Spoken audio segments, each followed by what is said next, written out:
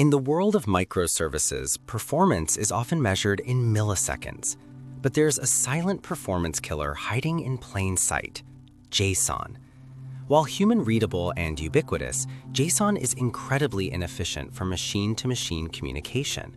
It's text-based, repetitive, and heavy. Every time your services talk, they're wasting CPU cycles parsing strings and bandwidth sending redundant keys like ID or timestamp over and over again. As your architecture scales to thousands of requests per second, this JSON tax becomes a massive bottleneck in both latency and cloud costs. Today, we're looking at the solution used by the world's largest tech companies to eliminate this overhead. Protocol buffers, or Protobuf, is a binary serialization format that can make your internal APIs significantly faster by changing how data is represented on the wire. Let's look at why your current APIs are slower than they need to be. Developed by Google, Protocol Buffers is a language-neutral, platform-neutral mechanism for serializing structured data. Unlike JSON, which is a text format, Protobuf is binary. This means it's not meant to be read by humans, but by machines. It works on a simple principle. Instead of sending the field names like first name every single time, Protobuf uses a pre-shared schema. This schema defines exactly what the data looks like before any communication happens. Both the sender and the receiver have a copy of this contract. Because they already know that the first field is a string and the second is an integer, they don't need to send those labels over the network. This results in a payload that is often 3 to 10 times smaller than the equivalent JSON. It's the difference between sending a fully labeled map versus just giving someone a list of coordinates for a map they already own. To understand the speed, we have to look at how computers parse data. When a server receives JSON, it has to scan the text byte by byte, looking for quotes, braces, and colons.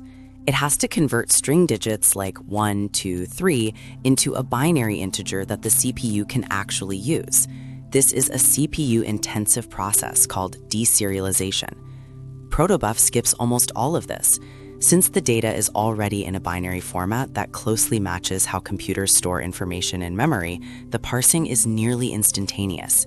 There's no searching for keys or converting types. The receiver simply maps the incoming binary stream directly into memory structures. This efficiency doesn't just save time, it reduces the garbage collection pressure in languages like Java or Go, leading to much more stable tail latencies in high-traffic systems.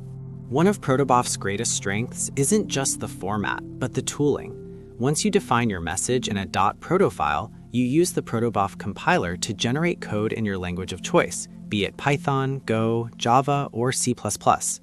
This generated code provides native classes and methods to interact with your data.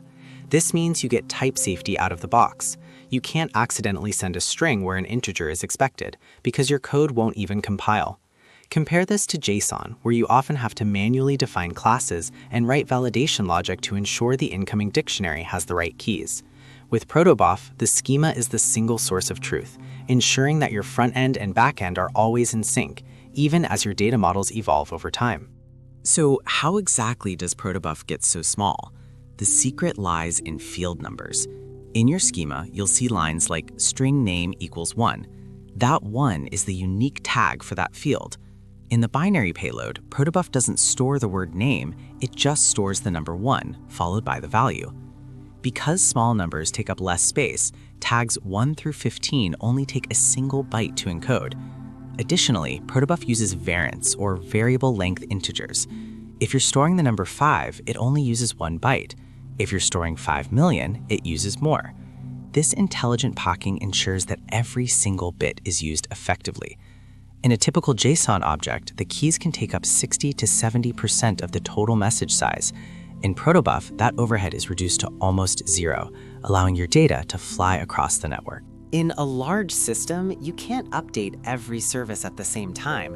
This is where Protobuf's versioning shines. Because fields are identified by numbers rather than names, it's incredibly easy to maintain compatibility. If a new version of a service starts sending a new field with tag number 4, an older service that only knows about tags 1, 2, and 3 will simply ignore tag 4. It won't crash or throw an error. Similarly, if you stop sending a field, the receiver just sees it as missing and uses a default value. This allows for rolling deployments, where different versions of your API can coexist peacefully. You can add, rename, or deprecate fields without the constant fear of breaking downstream consumers, a common headache with rigid JSON schemas or unstructured data. Let's talk numbers. In real-world benchmarks, Protobuf consistently outperforms JSON in two key areas: throughput and latency. Because the payloads are smaller, you can fit more requests into the same network bandwidth. And because the parsing is faster, the CPU spends less time per request.